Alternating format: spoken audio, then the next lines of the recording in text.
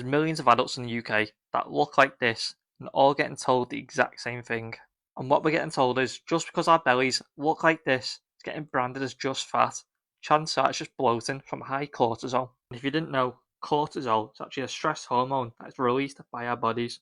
When the cortisol levels are this high for so long, it can leave our bellies with the appearance of looking bloated. But there is actually a cheap way to get the cortisol levels back down from high to low, and that's by taking vitamin D3 plus K2. But it's important that these two are together because when together, they help the body be more effective at absorbing the vitamins and minerals needed to reduce cortisol. This is one I've personally been using by the award-winning Nutrition Geeks, so not only do you get a full year supply of high-strength UK-made tablets, they're also backed by PhD scientists.